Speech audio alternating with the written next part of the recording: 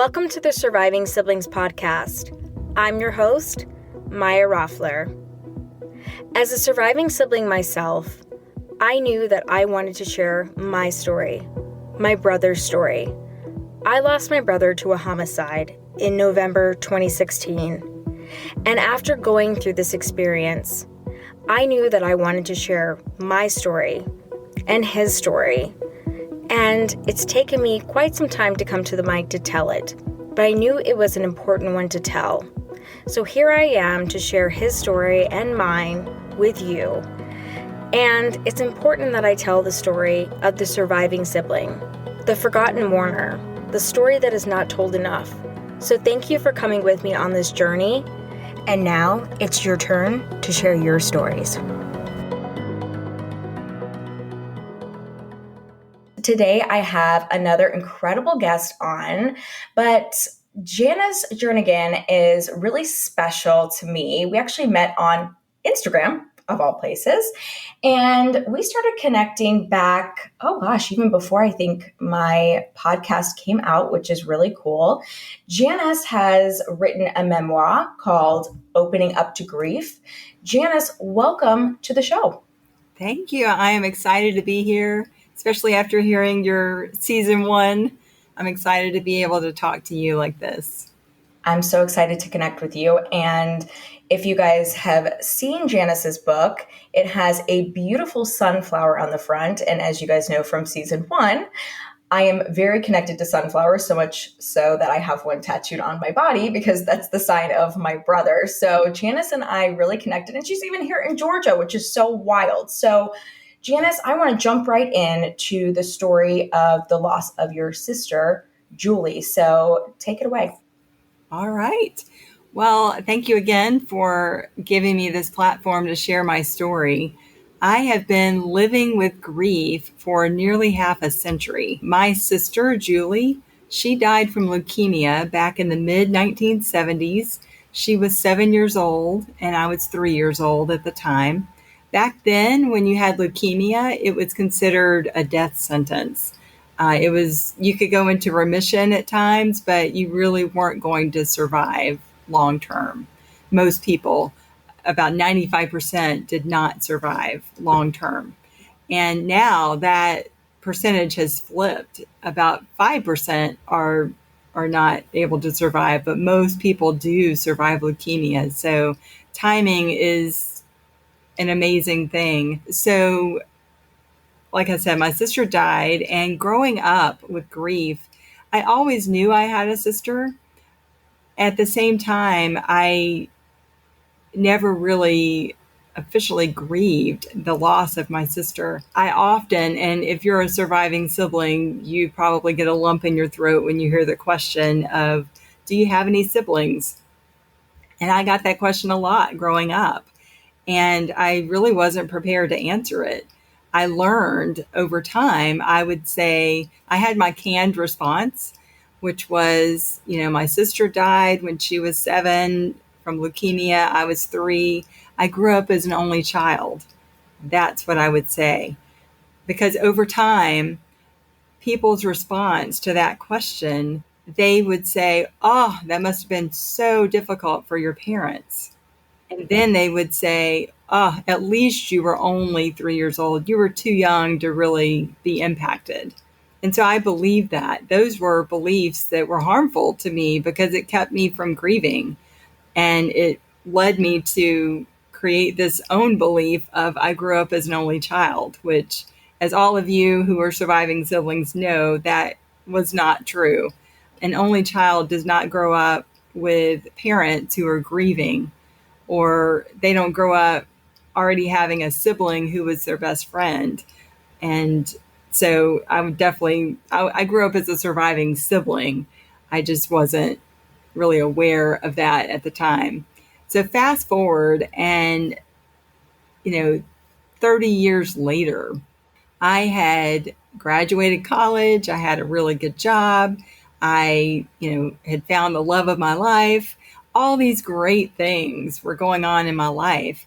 At the same time, I had horrible, horrible pain, physical pain. It was debilitating. And at the time, my husband and I lived in a 2-story house and our bedroom was upstairs. I would crawl, literally, I had to crawl upstairs. It was all I could do to, have my 40-hour-a-week job in a corporate office. Luckily, my manager was very understanding and would let me work when I could and work from home before it was something, that was common. But in weekends, I was on the couch all the time on the weekend. I had no energy and just this horrible pain. So I went to see doctor after doctor, and I was diagnosed with all kinds of different things. And the common theme to whatever disease or disorder or condition, all the ones I was diagnosed with, there was no known cure and there was no known cause either. And so this went on for a period of 2 years. And I tried different treatments. I tried, medications, natural healing, all kinds of different things. And none of it really helped me. And there was a point where two separate specialists told me, you are going to have this pain for the rest of your life. At this point, I was in my early to mid 30s. I was around 33. And it was devastating. I was already feeling this horror. It was hard for me to get through those 2 years. And I thought, wow, this is not the life that I had anticipated. And I was at the end of my rope. I didn't see how that could happen. But I knew if that were true, and I had no reason to believe it was not, I knew that I needed emotional support. And so that's when I decided, I'm going to go and talk to a therapist. So that's what I did. My very, very first session with Mary, she was a licensed marriage and family therapist. She asked me a basic question. If you've ever been to therapy, the very first question they ask you is, what brings you here? And I hadn't really thought about my answer to that. But in the moment, I told Mary, I said, well, I'm not really sure. I'm happy. I have a wonderful husband. I have a good family. I'm about to move to a new house. I have a job I enjoy. There's just this thing that I have this horrible physical debilitating pain that I need help. Since I'm going to have this the rest of my life, I need emotional support to deal with that. And so she listened closely to me and she said, tell me about your parents and any siblings that you may have. And so I told her about my parents. They're still happily married. And then I went to my well-worn statement of, I grew up as an only child, this and that, as I've mentioned earlier. And I was ready for that highly predictable response that I'd gotten for so many years. And for the very first time in my life, she had a wildly different reaction. She had empathy for me. And so she asked me to tell her more about my sister. And what was it like for me to lose a sister at such a young age? It's amazing. No one had ever asked me that question. Ever. That's crazy. Yeah. It is crazy. And in that moment, it was as if my experience was all that mattered. And so she listened to me. I really didn't have a lot. I don't have any memories of my sister and not my own memories. All of my memories are through the filters of other people's memories. And so I told her what I knew and what I had learned about my sister. And at the very end of our very first session, she said to me, she leaned in and she said, Janice, I cannot promise you anything, but I believe you are suffering from stuck grief. Stuck grief. I had never heard of that. I didn't know how I felt about that. She said, I would love to do some grief work with you if you're open to that. That was her recommendation. And even though I thought, well, it's kind of far-fetched that something that happened 30 years ago is causing this pain. But at that point, I was out of hope. And she was offering hope, which is exactly what I needed. And so I decided it was a low risk to, do some grief work. And I'll never forget, it was in it was 2005. And those next 6 weeks, it was as if my sister had just died. It was so raw and real. And it was as if she had just passed away. And I mean, I grieved. I cried more than I've ever cried in my whole life. I mean, but when I thought about it, that was 30 years of grief just waiting to be released. And so, yes, it was incredible. And so it changed my life. And we continued to have sessions and meet, and I would talk, and she helped me work through a lot of my grief. And we ended up within 6 months, my pain was gone. We hope you're enjoying this incredible episode of the Surviving Siblings podcast. I'm your host, Maya Roffler. We'll be back in just a minute after hearing from our incredible sponsor. Do you have any siblings? For surviving siblings, this question can spark an emotional and complicated response. Imagine facing this question as a young child. In the US alone, this is a reality for 5 to 7% of children. Yet, it is rarely thought about, spoken about, or otherwise acknowledged. This happened to Janice Jernigan, a surviving sibling since the age of 3, and best-selling author of Opening Up to Grief. In her courageous and heartfelt memoir, Janice shares her journey of growing up with grief and her path to hope and healing. Her story resonates with surviving siblings, from teens to adults, and with parents, teachers, and mental health professionals who care for them. I encourage you to check out Opening Up to Grief on Amazon, in our show notes, or through Janice's website or Instagram account, Inner Trailblazer, because no one gets a pass on grief.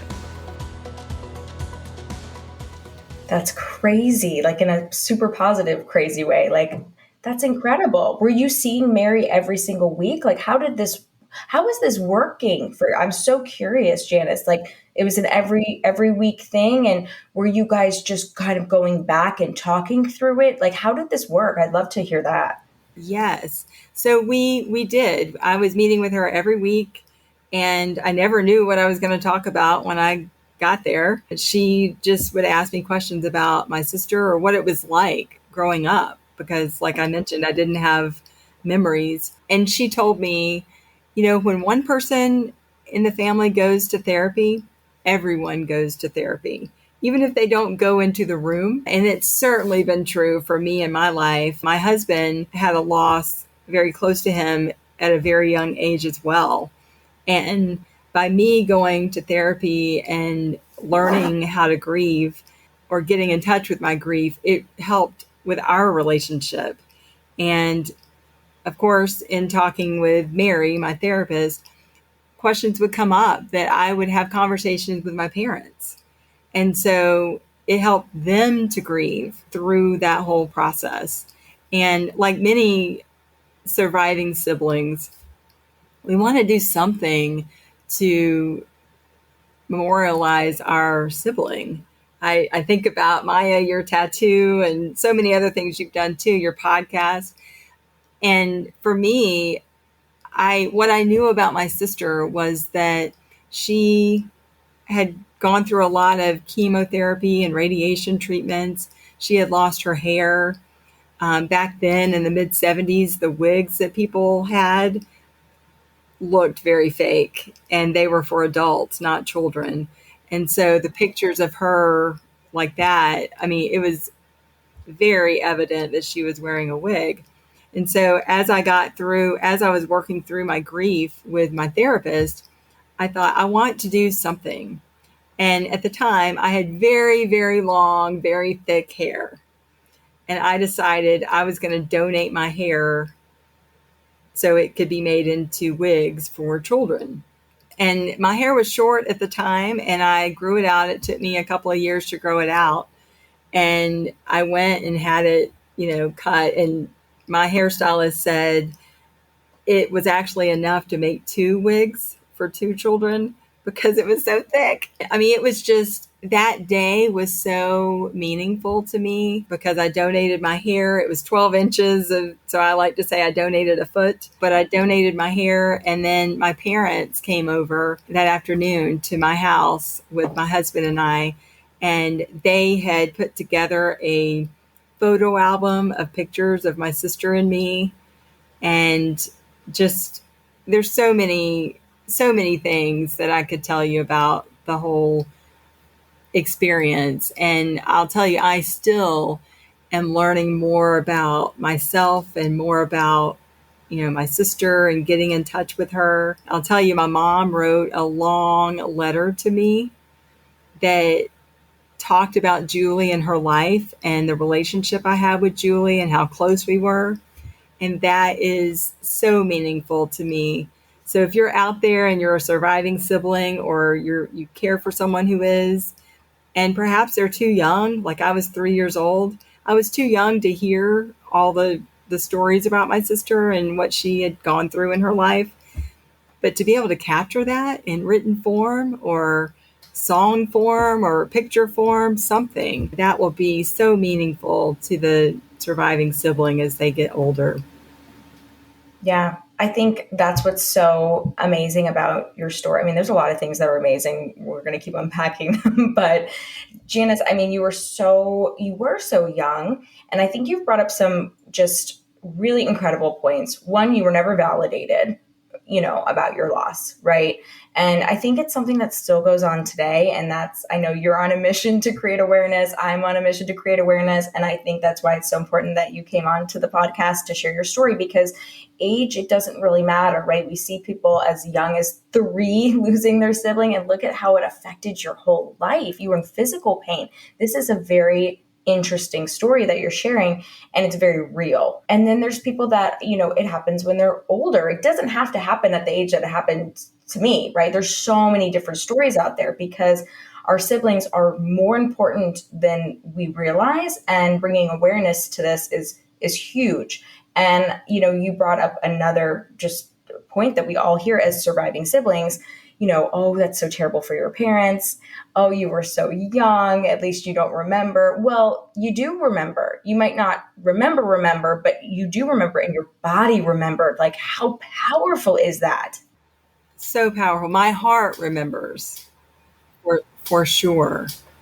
And yeah, so it's definitely to find whenever I find a surviving sibling, we just have an instant connection because you just know that you have been minimized for your grief. There's a good chance of that. And what I found, another reason why I'm on such a mission, is with children, in the US, 5 to 7% of children become a surviving sibling before adulthood. That's 1 or 2 children in every classroom. And when I was growing up, I never knew anyone who was like me. I'm sure there were other surviving siblings, but we didn't talk about it. And so I thought something was wrong with me. I really did. I thought something was wrong with me, that I had this, depression or sadness, that surely it couldn't be related to my sister, which when I was growing up, that had been 10, 13, 15 years. And yet it was, because as I've learned, and a belief that we often are told, time heals all wounds. And I don't believe that anymore. If that were true, it would have healed me in those 30 years. And it's about, for me, I've come to learn that it's about grieving well.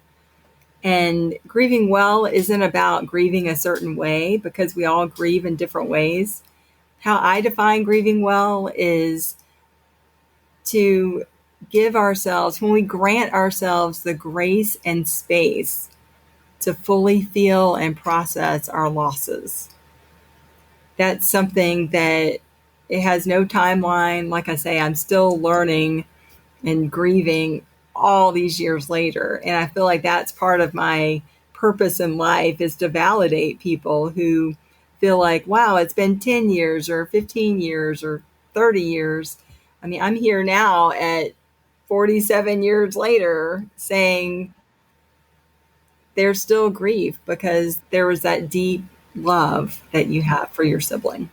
I love what you just said about, grief and how processing it, and there's no timeline. Oh, just so much beautiful, knowledge and information you're giving here to our incredible surviving siblings out here, because I do feel like we're rushed and told like you got to get through the 5 stages or 7 stages of grief, and like no, like it's with you. It's with you for life. And Janice is proof here telling you it's with you, but it doesn't have to be agonizing. But it was, I mean, you had physical pain. So this is a happier story as it moves on because you got relief. Yeah.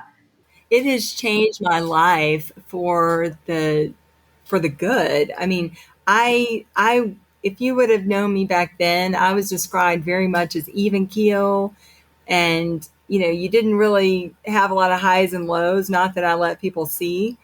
And now I'm just much more genuine and authentic, and just be I have so much more empathy for myself and for other people as well that I never had before I leaned into my grief.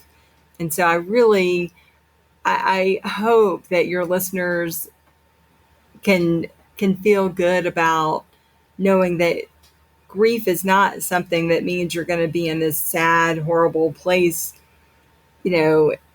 Certainly there's a range of emotions, but there's so much good that can come from fully grieving and opening ourselves up to grief. Yeah, exactly, which we're going to talk about in just a minute. But yes, opening up to grief. I love that. And I love that title. But I love what you just said about like leaning into the grief, because I think it's really uncomfortable, for a lot of us, because it is painful. And I think something that's really wonderful that you just brought up in your story as well is your parents and how supportive they were, because, we do hear that, right? Oh my God, it must be so terrible for your parents. How are they? And so we do get lost in this. We are called the forgotten mourners for a reason. We both know this. You guys out there listening know this too.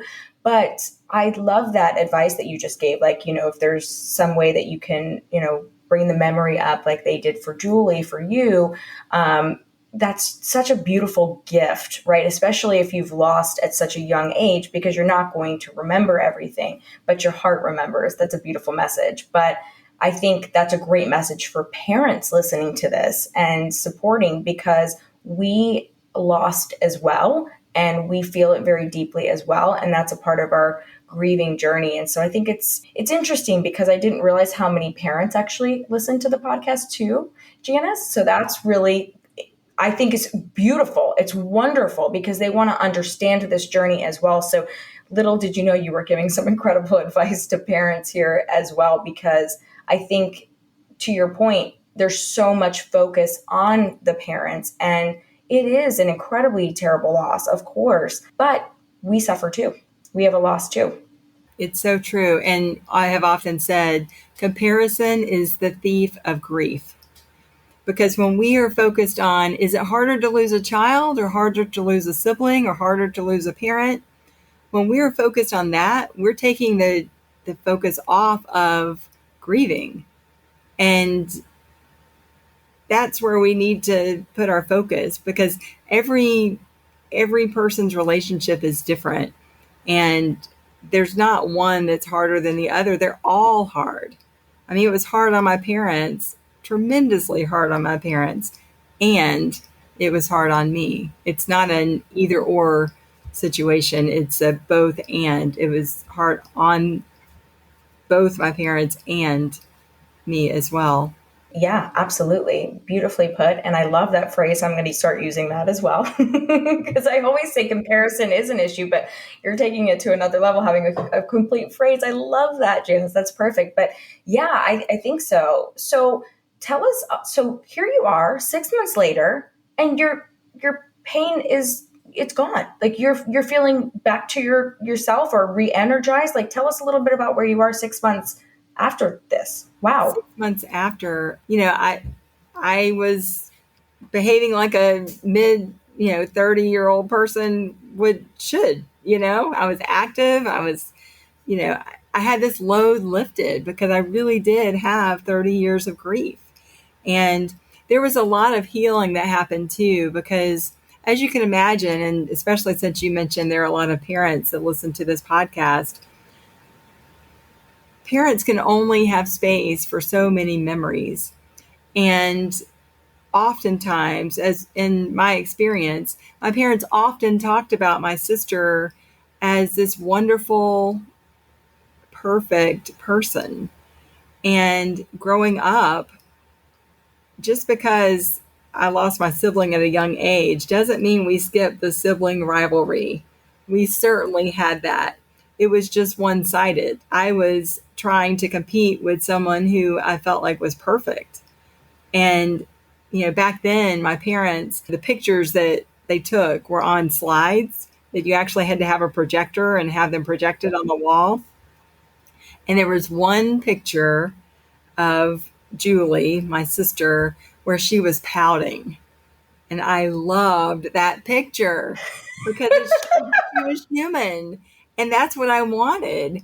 And, in the letter that my mom wrote to me, I'm so grateful that she included, Julie pitched a fit about this or got upset about that, because it made her human. And so I would definitely encourage parents to, offer a balanced approach about their, memories of their child that they lost, because for that surviving sibling, it's really helpful to know that, they weren't perfect, and so I had a lot of healing after that 6 month, or during that 6 months, and even beyond. Even when writing about it, I healed a lot about, feeling like I needed to be small to give my sister the space that she needed to be remembered, and just things like that. I felt like I couldn't, show how sad I was for things because other people, like my parents, they were sad about losing her. So I really, by having someone who was there to support me, and that could be a therapist, it could be a grief coach, it could be just a caring and compassionate friend who can hold space for your grief without trying to fix you. That truly helped me to grant myself that grace and space to grieve for my sister. And I learned so much about my sister. My parents told me that her favorite song was Delta Dawn. And so I didn't really know that song, but until they told me that, I went and I listened to it on repeat. My husband and I, around that 6 month time and beyond, we actually went to the cemetery where my sister is buried and blared we blared Delta Dawn in the cemetery. And, but that was part of grief, it was part of letting my grief come to the surface and not trying to hold it back. Yeah. That's beautiful. I'm like so envisioning the two of you going and like blasting that song and just jamming out. I love it. I love it. I love it. So this is something I want to ask you because you've mentioned how supportive your husband is. And sometimes we have so many amazing surviving siblings that listen to this. And sometimes I do see that there are partners that just don't understand, right? And this is kind of the opposite side, unfortunately. I'm very lucky to have a very supportive husband as well. We weren't together, as you guys know the story, when my brother passed, but I met him very shortly afterwards. And he's been such an integral part of my grieving journey and probably will for the rest of my life. And I realize how lucky I am when people write to me and tell me their stories. I'm sure you've seen the same thing, Janice, but what advice would you give on that as we're here and you're part of your story? Because, I've said a couple of things about it, but I'd love to hear your take on that because, or share a little bit about your husband's support. It sounds like he was not a stranger to loss, so he could relate, but Would love to kind of hear your input because I know some people struggle with that.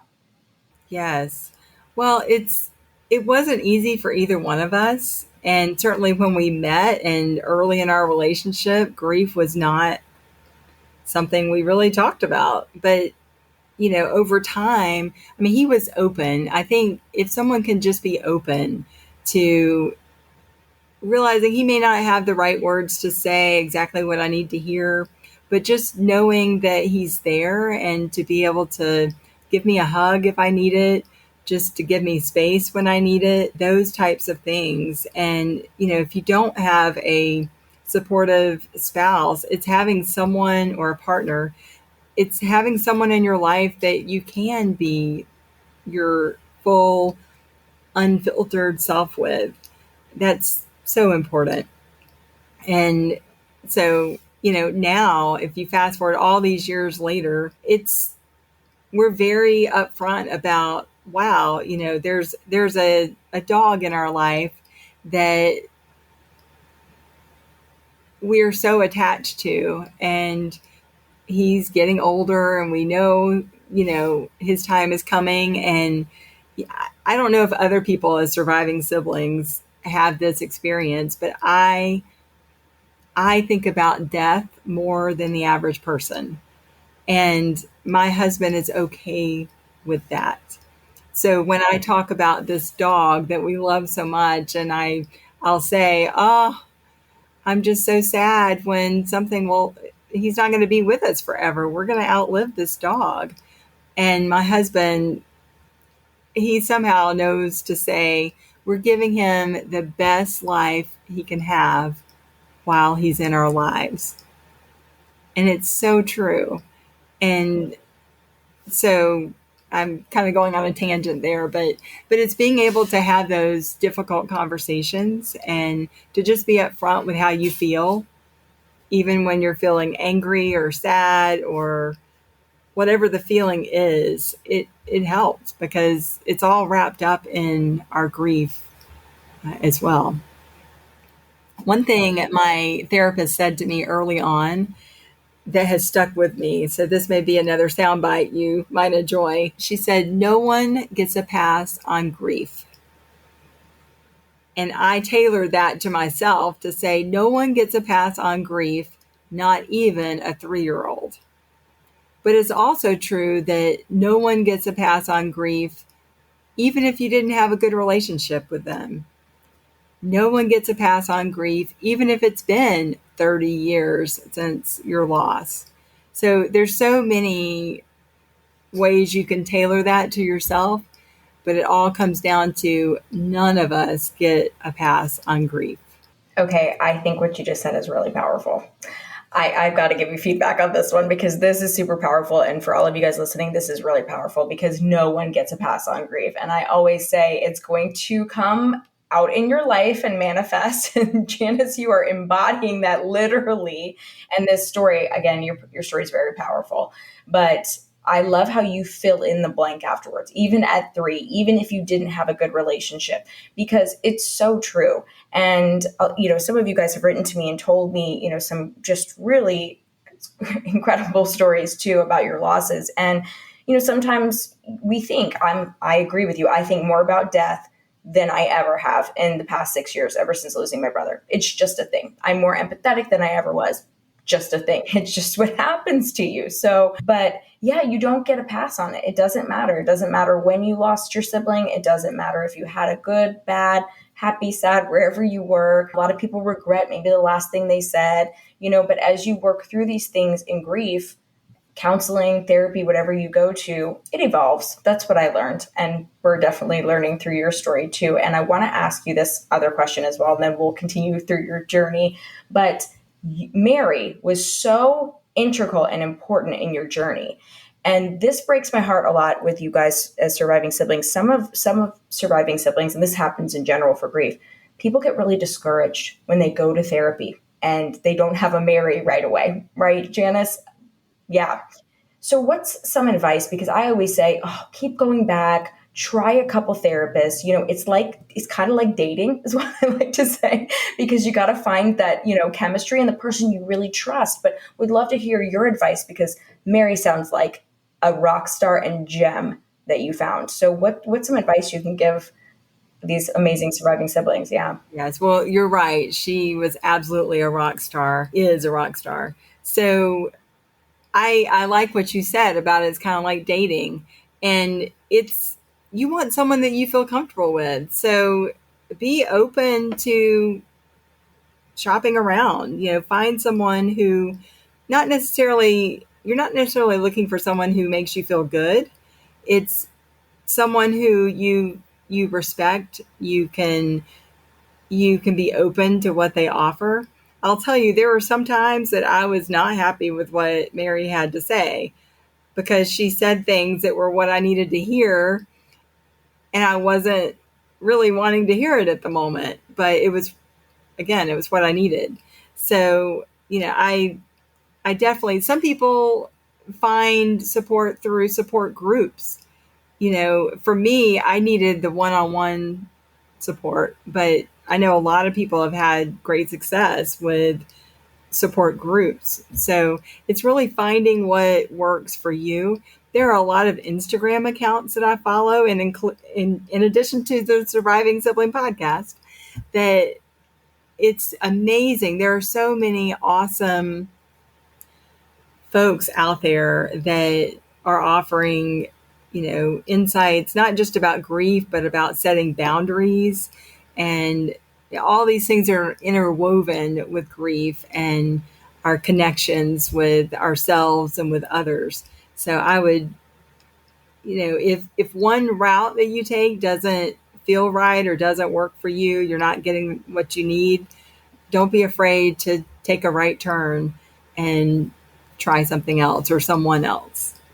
Yeah, I agree. I am and was like you, Janice. The one-on-one just was so important for me. And I was used to going to therapy and, before my brother passed away. So it was comfortable for me, but I relate so much to what you're saying because you're not always going to love everything they say to you, but you should feel comfortable opening, being like, okay, I didn't love that, but you get what you need, not what you want. And that's really when you know the relationship is working. And I love that you mentioned that. And support groups are fabulous. I know a lot of people, you'll hear them on the season, that was life-changing for them. And they needed that. They needed that social connection. So again, great advice. Keep going. Just don't stop just because it didn't work the first time. And I know it's tough when you're grieving, right? It feels like a lot. So, but finding that person or that group that you connect with. And I love that you mentioned Instagram too. Like I love to see the awareness that we're all bringing. This is huge. This is a huge time. Definitely. So as we're opening up to grief, continue to tell us your story and how we got to today, this year, and opening up to grief, your memoir. Like you not only overcame your physical pain, opened up to grieving Julie, but now you've written a book. So tell us about the journey to that. Yeah. Yes. So many years ago, probably 15 years ago, 10 or 15 years ago, a friend of mine said, you should write a book. And that planted a seed. And I thought, well, one day I'll write a book. One day. It was always one day. And I had decided to write the book, and a book about my story, my growing up with grief and my path to hope and healing. And because I do feel like it's a story that needs to be told. And a very dear friend of mine, about 2 months into me writing the book, he died long before his time. And I told my husband, I said, it really ignited a flame under me that I really needed to write this book. Because I told my husband, if I don't tell this story, no one will. This is my story. And I know it can help people. And I set out writing my book. I hope to help at least one person. People often say that when they write a book. I hope I help one person. Well, I'll tell you, before I ever even published and released my book, I had helped one person, and that person's me. It was amazing. I had done so much healing, and I did so much healing even in the process of writing my book. It was, as you mentioned, the title of Opening Up to Grief. It was like all the puzzle pieces of my life came together, and there were things that I had never even uttered aloud to myself, to my husband, to my parents, that are in the book. I had carried shame in so many ways, even leading up to as much healing as I had done. I still had a lot of shame. For instance, in my high school years, I was very manipulative with my best friend and my first boyfriend. And I would look back on that as an adult and think, wow, what a horrible child I was, or teenager. But when I think about how, yes, I was very possessive because I was afraid I was going to lose someone who was important to me because I'd already lost my sibling. So writing my book really helped me to give voice to those things, and it really helped me to heal that much more.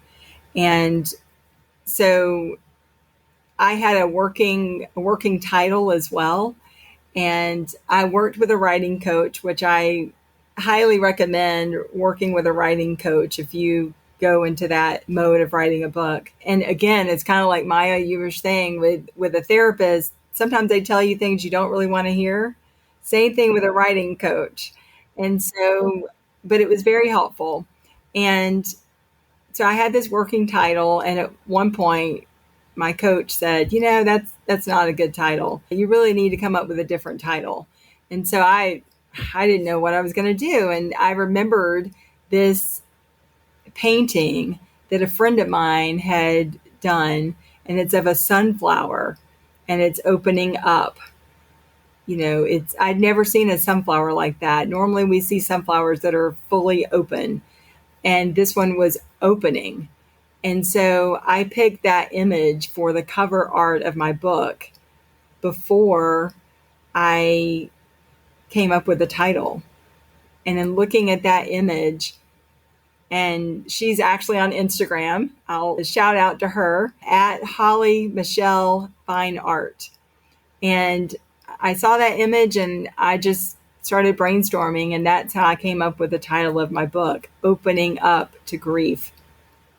And it was important to me that it has an ing at the end of the verb, because it's not that I've opened up to grief. It's that I'm opening up to grief, and that we are opening. And grief is something, it's not something that is in the past. It's something that we, as surviving siblings, grief is always an element. If we've had any kind of loss, grieving is part of, our who we are. It's integrated into who we are. So opening up to grief, I'll show you. I know Maya will like the art with it being a sunflower. And, so opening up to grief it was fun to write it. It was exciting to write it. It was scary to write it.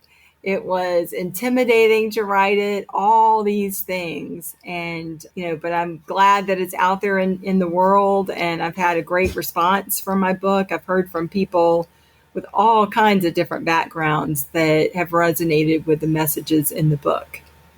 So thank you for asking about my book and my writing experience. Yeah, no, thanks for sharing that. And of course, we were immediately drawn to each other with this sunflower. I was like, oh my gosh. And the picture is absolutely beautiful. We'll definitely tag her in this episode as well, the artist, because she deserves it. It's so beautiful. And I love that story. I didn't know that that's the inspiration behind you changing the title. So thanks for sharing that with us too. But I totally understand, and I hope you guys do too, because we say we're grieving, right? So opening up to grief, I just think that resonates so much with me as a surviving sibling, and hopefully it does with you guys as well, because it's a journey, it's a process, it's it's with you for life, and like we were talking about earlier in the episode, it doesn't have to be intimidating. I know it was for me in the beginning. I'm like, oh my gosh, I'm going to feel this way forever. I'm going to be grieving in like a dark place forever. But grieving evolves, and it evolves through your life. And I think you having this titled Opening Up to Grief, I think that's so beautiful. I think it really embodies that feeling and what I've learned in only 6 years, coming up on my 6th year. So, you're much further down the line than I am with this, but I'm learning. I'm in a different phase of it, but I think it's inspiring for people to hear that there can be positivity that comes out of this. There can be a light. There can be, fill in the blank, as we say, right? But I relate to you too in the fact that, you go into it wanting to share your story, wanting to help one person. And then, yes, you've definitely helped a lot of people and will continue to help a lot of people, which I'm excited about that for you. But I do want to ask you this too, Janice, about your book. So how was this writing this? And then what was the kind of, I guess, reaction from your family to when you wrote your book? How did they feel about that? Yeah, so interesting that you asked that, because that was my big concern in writing the book. And my mantra to myself was, I'm writing my story. I am not here to write my parents' story. I am here to write my story. And so that's probably why it kind of reinforced with your podcast, because you often say that I'm here to tell my story. And so I'm close with my parents, and I knew that it would mean a lot to me to have their support. And I didn't know 100% how they would feel about me writing this book about such an important topic, but close to our hearts. And so I purposely did not tell them I was writing this book until I was far along in writing it, because I knew that if they weren't supportive, I knew I wanted to write this book no matter what. And I wasn't confident that I would have moved forward if they would have expressed concern. And so, but once I was at that point, I thought, no matter how they respond, I'm going to release this book. And so I did. And I told them. They were so supportive.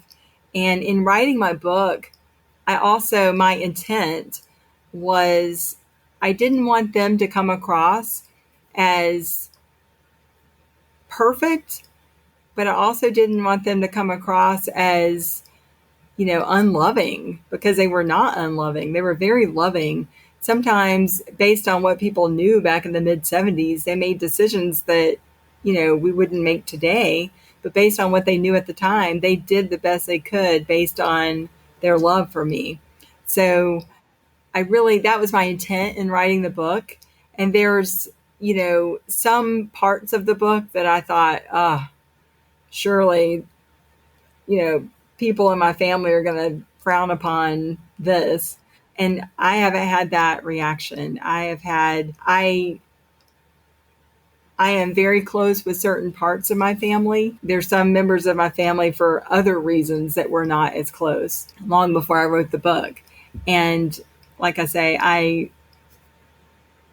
at the end of the day, it is my story. And so being able to share it in a way that stays true to my story. Like I say, that was my mantra the whole time writing it. Whenever I felt like I was veering off and maybe say, oh, well, this is how so-and-so felt, that's not my story. My story to tell is this one. So that's what I did. And in my book too, at the end of my book, I have a support section of resources. I have for surviving siblings before adulthood, those who care for them, as well as surviving siblings, some tips and tangible things that have helped me and that I've heard from others that could be helpful for surviving siblings in adulthood as well. So it was important to me. And Maya, like you said, you scoured and found every book you could find about surviving siblings. Any of the ones I found about being a surviving sibling, or even grief in general that were helpful, I included those in the book as well. I think that's so important. Yeah, it's because the resources, thank you, Janice, are growing, but we've got a long way to go still. And so I'm really proud to be a part of this. And I'm so proud to be sitting here talking to you, and that we're doing this. It's really important because, like when I was scouring for books and resources and groups and, they're out there and they found me once I put the podcast out too. But, we got work to do, and it's exciting to be a part of that. Again, not the way I wish to meet you, Janice, or any of you guys listening, but you know what? Life hands you things and it's what you do with it. That's what I often say. And that's how it goes, But I think it's really beautiful how your parents handled it. I think that's really great, and to be supportive. And I so relate to you and having that mantra, nope, this is my story, because part of the reason it took me a while too was because I'm not the person that cares what people think. But when it's your family, it's different. And you want to be respectful of them. And so I really had to think of how I was going to do it and how I was going to be respectful, but also honest, because it was my story and my brother's story. And I just relate to you so much, Janice, because it's your story and your story of the loss of Julie through your eyes. So I think a lot of you guys listening can relate to that too. And I think it's important that we have a voice, and whatever that is, if it's a podcast, if it's a book, if it's therapy, if it's a group, whatever it is, I think that's really important. And Janice, I want to ask you this too. This is a very big question, but what are some things, I ask everybody that comes on the show this question, what are some things that you wish you knew as a surviving sibling, maybe some of the tools you wish you had, maybe some things we haven't discussed? It's a big question, I know. And you losing your sister at 3, you didn't know that you needed those tools, right? But if you were kind of looking back, what are some things you could tell me and these incredible surviving siblings, some tools or some advice that maybe you wish you had known going through life? I know there's so many things. It's a loaded question, but what are some things you wish you knew? Yes. Great question. I can't wait to hear everyone's responses because this will be helpful. So first, I would say, know that you're not alone. Realize you are not alone, and pay special attention to the beliefs that you have when you hear yourself saying, it's time to move on. Or in my case, I grew up as an only child. Those beliefs that you think are true, just pause for a moment and see if they actually are true, because they may be holding you back from your grief. So that's something that I would suggest. And, just really thinking about finding that outlet of someone who you care about and who cares about you, that will really listen. It would have been so wonderful if, when I was growing up into my teenage years, if I would have had a grief mentor, someone who was 10, 20 years older than me, that was a surviving sibling that had walked the path before me, that could have, I could have had certain conversations with. It would have fast forwarded some of the information. Like, Maya, you and I, in talking, we don't have to go into all the things about being a surviving sibling, because we automatically have that relationship. And so a grief mentor, I made up that term, by the way, they could be helpful. One thing that I would offer to people who know of a surviving sibling, especially, as they're growing up, often the sympathy cards are addressed to the parents. But just taking a moment to send a sympathy card to the sibling, and I would think this would be true even whether at any age, really helps to make them feel seen and acknowledged. So that's something I would offer to others. I did a lot of journaling growing up, and I would recommend that to folks. If you're not a writer, just spending time in nature, doing something where you give yourself that grace and space to really feel your feelings and feel your grief and have time to process that. That would be my biggest recommendation, is to give yourself that grace and the space when grieving. I love that. Grace and space. I love it. Yeah. And people will say that from time to time, give yourself grace. And I think sometimes surviving siblings, especially in the beginning, don't know what that means, right? And what we're talking about is, it's okay. It's okay to not, be fully, functional and life is perfect after a year. Like, that's okay. That's giving, fill in the blank, right? As we're talking about on this podcast, right? Janice, like, that's giving yourself grace. It's okay to grieve. I mean, how many years later am I sitting here talking to you, Janice, about Julie? That's giving yourself grace and knowing that this is a lifelong journey, and you need to do things for yourself. And I love all the advice that you just gave. And this is why I love asking this question, because everybody has a different perspective and a different piece of advice, and no two people answer this question the same, which is really cool. And it's valuable for all of you listening.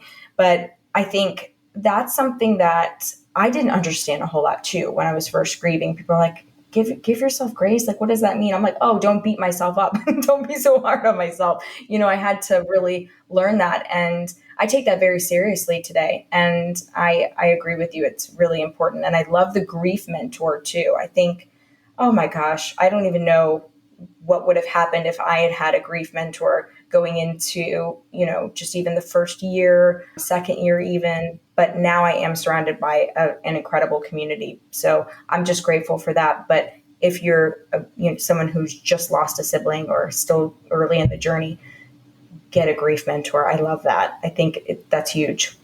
Yes. And I like what you said about, well, what does grace and space mean? And it varies based on the person. And if you're early on and it feels overwhelming, just ask yourself, what do I need in this moment? And it may be, I need to phone a friend. I need to take a walk in nature. Whatever it is, you'll know. But just ask yourself, what do I need in this moment?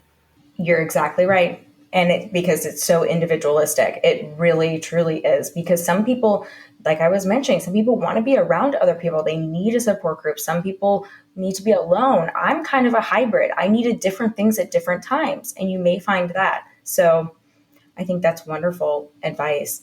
So Janice, here's the big question. Where can we find Opening Up to Grief, and where can we connect with you? I know Opening Up to Grief is on Amazon, but where can we can we buy it through your website as well? Where can we connect with you? Tell us all of that. Yes. So Opening Up to Grief is absolutely on Amazon. And you can also go to my website, innertrailblazer.com. The best way to find me is on Instagram at innertrailblazer. And, there's a link to my book. Anywhere you find me, there will be a link to my book, because I definitely want to get this in the hands of as many hurting hearts as possible. So thank you, Maya, for giving me this opportunity to share more about my story and to get to meet you and share with your listeners about surviving sibling and what it's like all these years later. Hopefully my journey can help others. My story can help others learn, heal, and grow in their own grieving journey. It's my pleasure. And I loved having you on. And thank you so much for writing the book. And I'm so glad we connected over just the sight of a sunflower. How beautiful, right? Opening Up to Grief. So thank you, Janice, for being here. And it's been wonderful having you. Thank you so much for listening to the Surviving Siblings podcast. If you enjoyed this episode as much as I did creating it for you, then share it on your chosen social media platform. And don't forget to tag us at Surviving Siblings Podcast so that more surviving siblings can find us. Remember to rate, review, and subscribe to the podcast. And don't forget to follow us on all social media platforms. We're on Instagram, Twitter, and TikTok at Surviving Siblings Podcast. All links can be found in the show notes, so be sure to check those out too. Thank you again for the support. Until the next episode, keep on surviving, my surviving siblings.